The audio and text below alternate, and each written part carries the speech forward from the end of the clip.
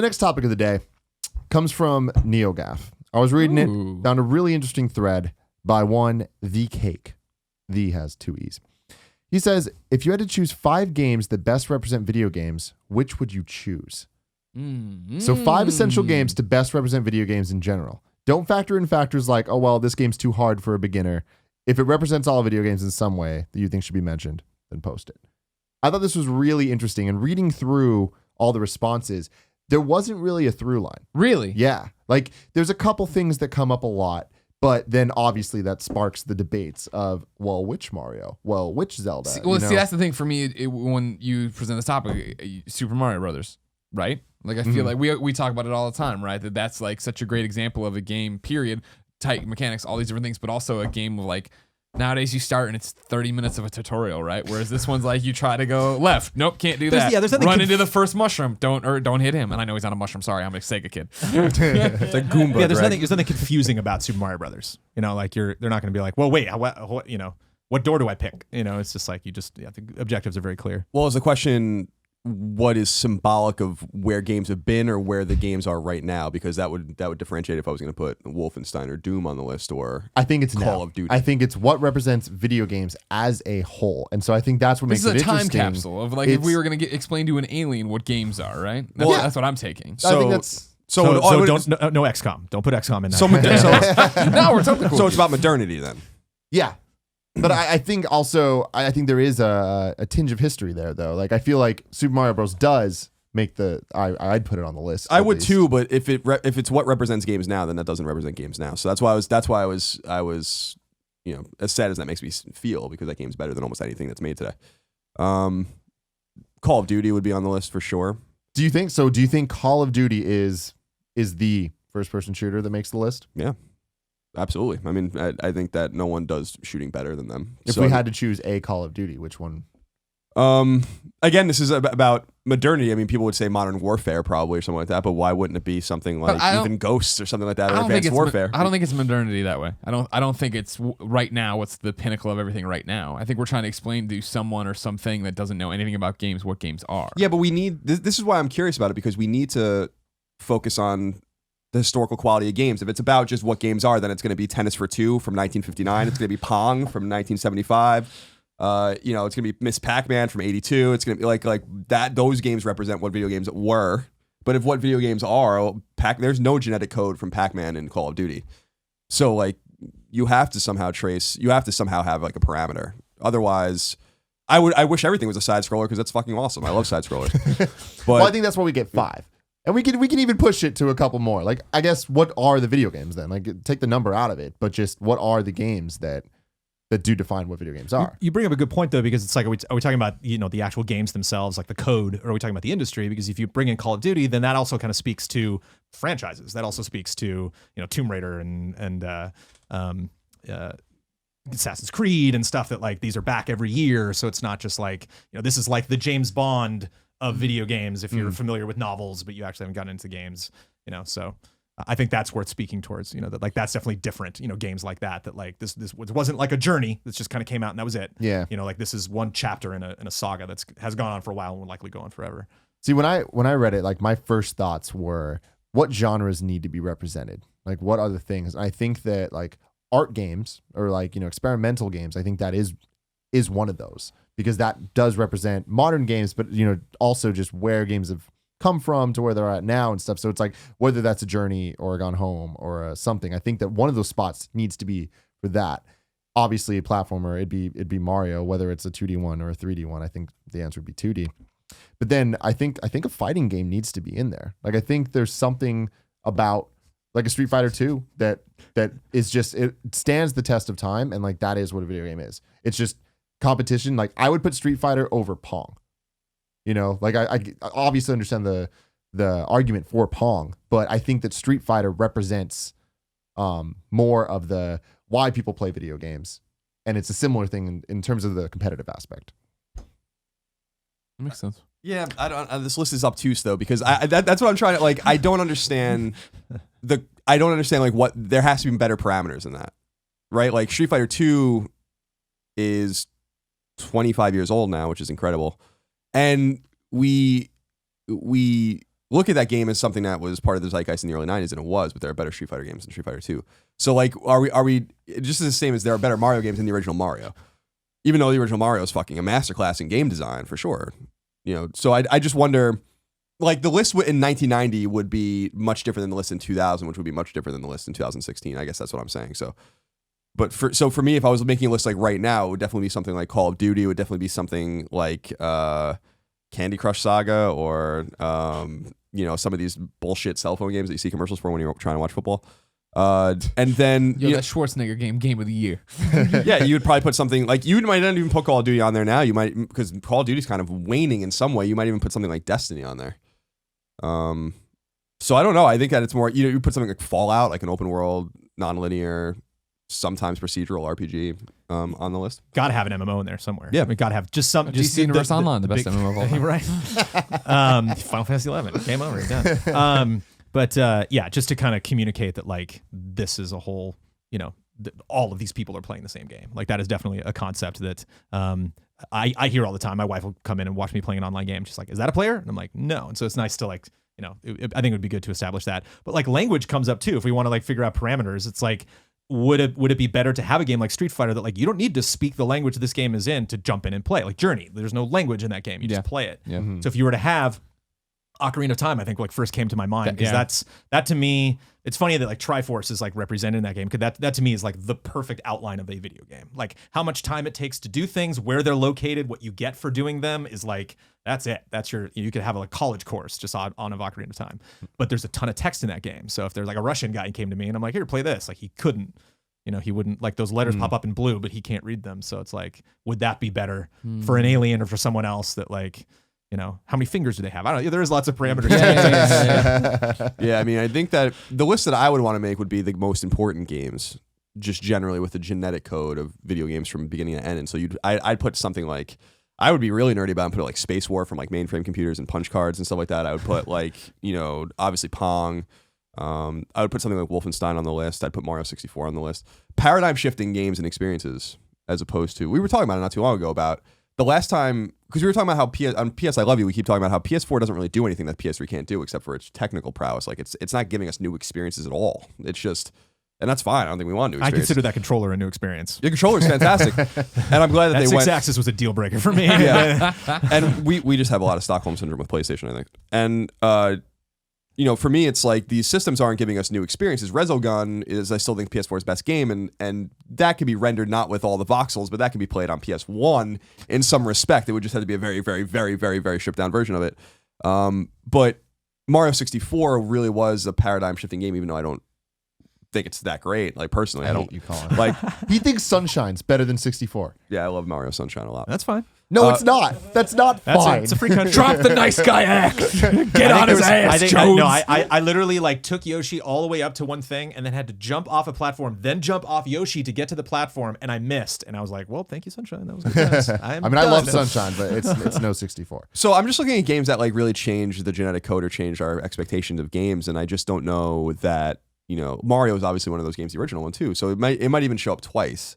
But Ocarina of Time's not as important as Mario 64 because that was already rendered in 3D. You kind of need someone to play Mario Brothers and 64. Like I think that 3D jump. I mean, we're gonna be in our 80s. Hopefully, still covering games, right? Oh, yeah, right. Of course. Yeah. And we're still gonna be talking about 96, 97. Just that going to CD, going to full orchestras, going to 3D environments. Like that was huge.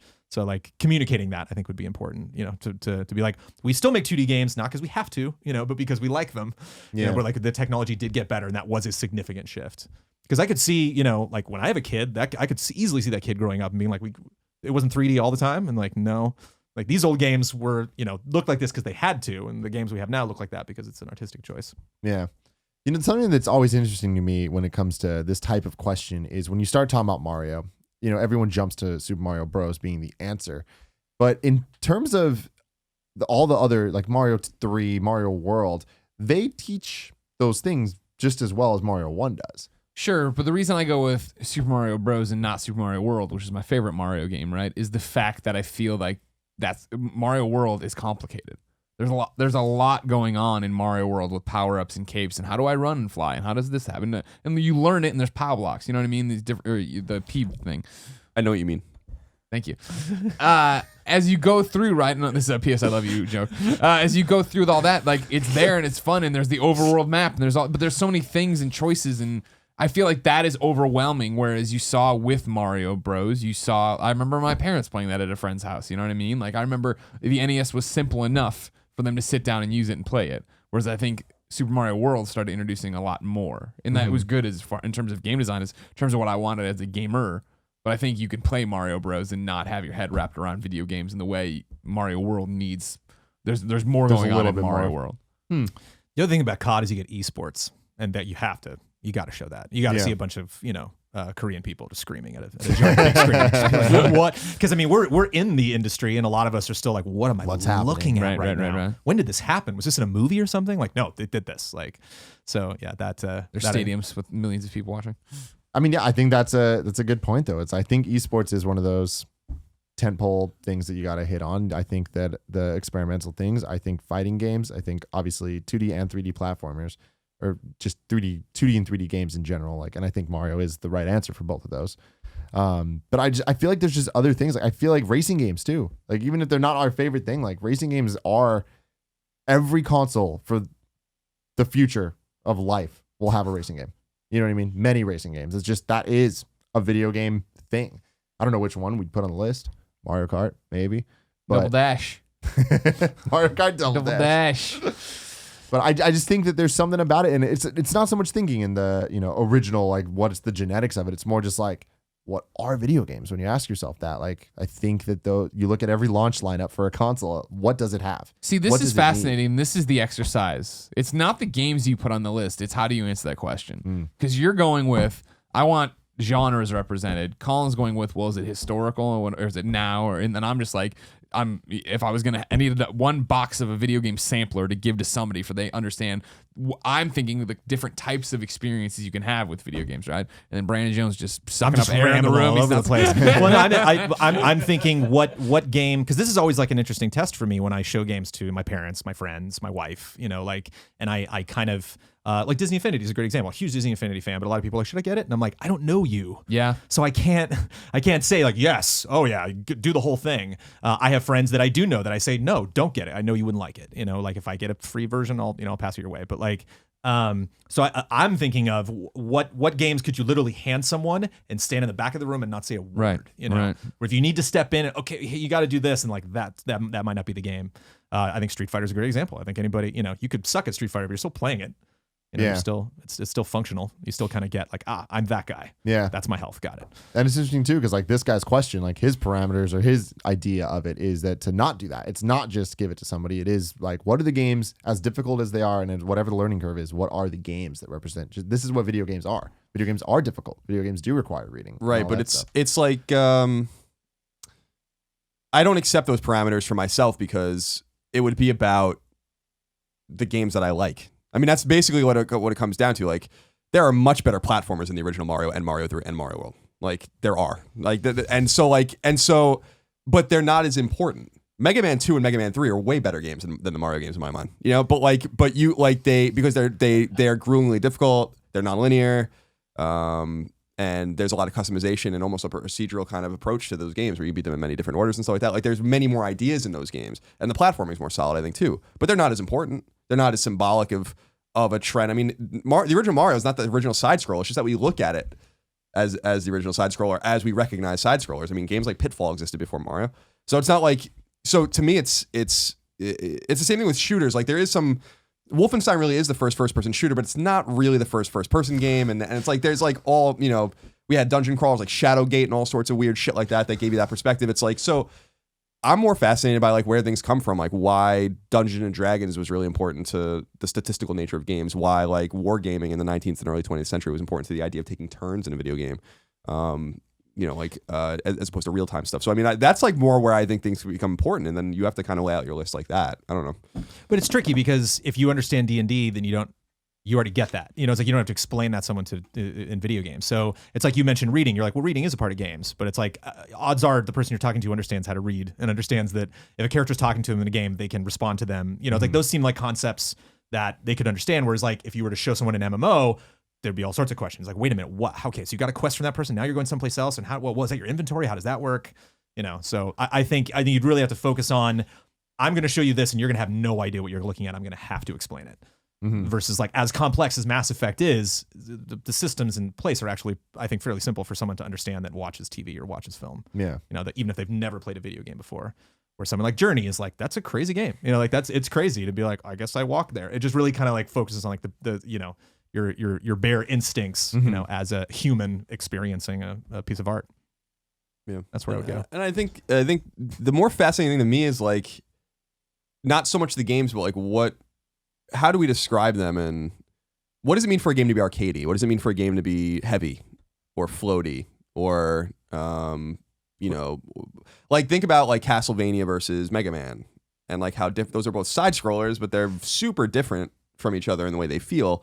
And explain those things. 3D Ninja Gaiden versus God of War is really different, mostly because of the difficulty and like a lot and so like there's just a lot of like deeper questions that can be answered than just like what 5 games represent video games, because I think that's going to be different for everyone. As the NeoGAF thread, I guess. Yeah, that's the exercise. Yeah, but it's like the sad thing is that there's like, and I hate that kind of someone who's into more of the history or whatever. It's sad that there's no objective truth, like in a way. Well, we'd all be out of a job, right? Yeah, right? But it would be. But at least it would be And the me. gap thread The is just like conversation would end. the gap's one post and everybody's like quoting and going, yeah, nailed it. But at least because like it's because the mental exercises become kind of fruitless and useless when like it's fun. It's a fun academic exercise, I guess. But I don't know. It frustrates me personally that there's no like more definitive answers, and it's just going to get more Well, complicated. definitive answer for Colin Moriarty: Mega Man 3, Mega Man 2, Mega Man 1, Mega Man. Well, maybe I'm watching too many X-Files, but I think we clearly need to like steal someone's child and put them in like an incubator or something like that, and completely isolate them from language and everything else in the world. Wait like 20 years, And then find they out the pop answer. and just be like, "Hey, Super Mario Brothers," and just watch. See what happens. Ladies and gentlemen, that topic was brought to you by Audible. Do you love books but find that you never have time to read them? Well, Audible.com is the perfect solution. Get audiobooks and listen to those books you've been meaning to read while on the go. At the gym, during your commute, Audible.com provides over 180,000 titles from the leading audiobook publishers, broadcasters, entertainers, magazine and newspaper publishers, and business information providers. Their app is free. You can get it on all your different things: iPhones, iPad, Android, Windows. Yeah, even Windows. You can also download and listen on your Kindle Fire and over 500 MP3 players. And unlike a streaming or rental service with Audible, you own the books, so you can access your books anytime and anywhere right from your smartphone. Audible.com also has a great listen guarantee. If you decide you don't like the book you choose, don't worry. You can exchange it if you aren't happy with another anytime, no questions asked. Just for you listeners out there, Audible.com is offering a free 30-day trial membership. Go to audible.com/KFGames today and start your free trial. Again, show your support for Can of Funny Games and get a free 30-day trial at audible.com/KFGames. Do they not have a slogan either? No slogan for them. Audible. Audible.com. Build it beautiful. These books Audible got hopes you have hooks. enjoyed this program.